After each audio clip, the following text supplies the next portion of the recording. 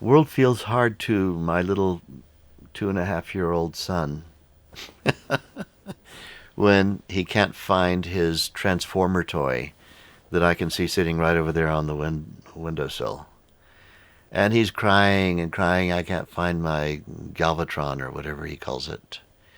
My Galvatron's not there. My brother Henry stole it from me. And I said, no, Henry didn't. Yes, he stole it. And I'm looking at it. And I say, actually, probably, Asa, your Galvatron is probably right here in this room. No, it's not in the room. It's not in the room. Don't tell me. Don't tell me. And he's experiencing a hard world. Now, is the world really hard? If I say to him, walk with me, we're going to look underneath this Galvatron and see if your Galvatron's here. Then he gets a look on his face like, now he plays with it.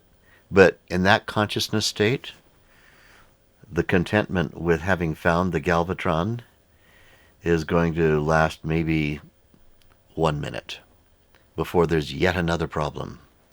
Why is the world so hard, my young one who's listening to me and asking these questions? You're in that state of consciousness like a 2-year-old, where you're in problem consciousness. Problem consciousness is that consciousness that cannot see all of the very evident solutions that are just around you everywhere. The truth is, there's no such thing as a problem set of circumstances. There's only problem consciousness.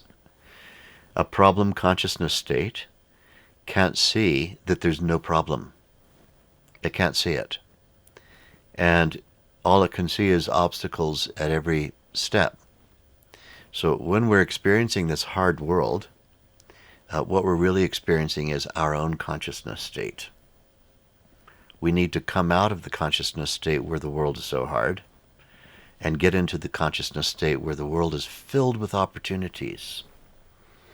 I was watching last night with my wife one of those primal survivor programs where, somebody goes off into the wilds of some particular place and, a place where the average, and this was, someone who looks like an average middle-class 40-something-year-old American guy parachuting into a jungle in Laos and deciding to walk 500 miles through the jungle with nothing except a little knife on his belt. And you know the kind of program. Everybody's looked at these. Now, for the average person, parachuting into the middle of the cloud jungle in Laos would be big problem. Where am I going to go to the toilet? Where am I going to drink water? How am I going to stay warm up here in the high altitudes of the cloud forest? What am I going to eat? Because all I have is whatever I brought in my little basket. And there's basically a do-rag for my head and a knife in there. And so, step by step, the person who was the star of the show shows you that what he's actually landed in is not a world of problem. He's landed in a world of opportunity. Opportunities for making fire, opportunities for eating, opportunities for drinking beautiful fresh water, opportunities for everything. It's all opportunities. And what's the difference between that guy and the rest of us? We'd die in one day if we were dropped in that area. The difference is knowledge. Do you have knowledge? If you don't have knowledge, the world is hard. The world is so difficult. When you have knowledge, you discover something. You're living in a world that's constantly offering you opportunities, most of which, during the hard days, you were rejecting them. Opportunities everywhere. Just here, offerings. The world's offering things to you all the time. Here's this, here's this, here's this.